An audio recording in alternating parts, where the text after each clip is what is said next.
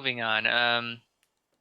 Speaking of xenophobia, which is everybody's favorite subject to talk about, on the home front, Tennessee governor signs a political proclamation honoring an early KKK leader.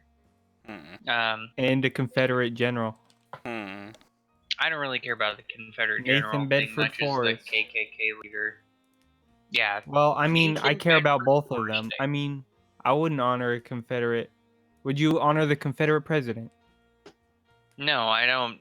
Not like that. I mean, like, the fact that he's a Confederate general, in my eyes, doesn't mean necessarily he's a person. No, but Like, I still would. That would disqualify him from receiving his own day. well, yeah, definitely. Well, the Ku Klux Klan thing should be the first fucking indication. Yeah. I mean, really? Nathan Especially when the Bedford South Forrest getting his own. demographically isn't even a white majority region. I know. Let's give this Ku Klux Well, I Klan mean, to leader be his own fair, day. all those governors got to get in all the racist stuff they can before they lose a majority. I know, right? They're like, it's do or die time. Nathan Bedford Forrest Day.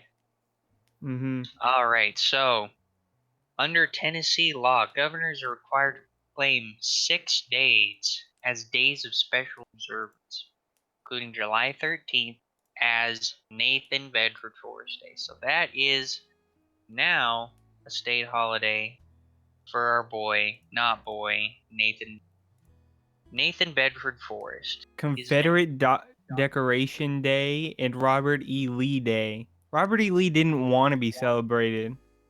That's what I'm saying, man. He's Confederate. like, it's best if we don't celebrate this. It's like, I know. don't give me any Out of Robert E. statues. Lee's book. Don't give me any statues. Just pretend like I didn't exist. Not Maybe even not that. but just don't honor me. Yeah. There's a scar there. Let it heal. No, the scar can't heal because if the scar heals, then the South won't rise again, Zach. The South is going to cease to exist in its white majority state anyway. Nah, don't worry. They'll declare independence for that or something. I mean, like, all right. Yeah.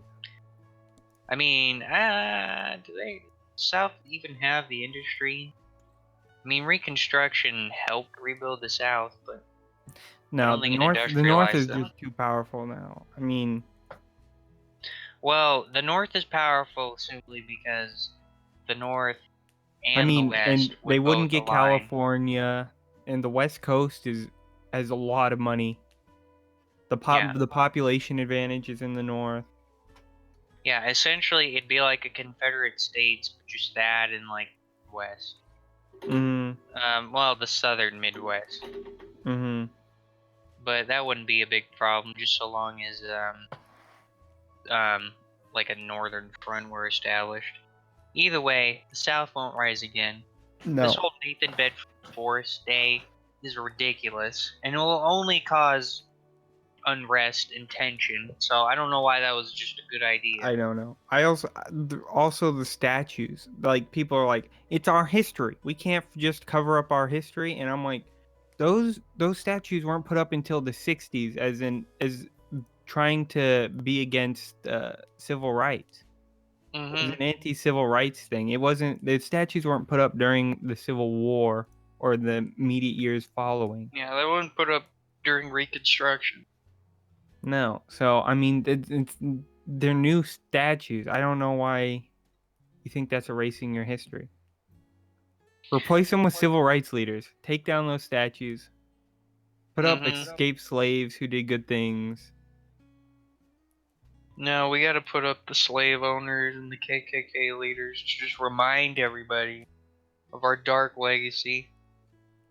You know, because that's what really Americans need to remember is how great Nathan Bedford Forrest was.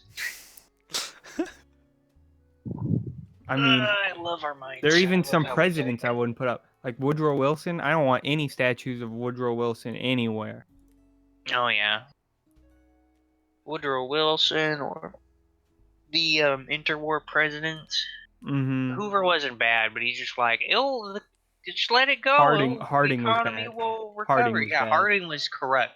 Harding is one of the most corrupt presidents in American history. He reminds me of Donald Trump. Teapot Dome, baby.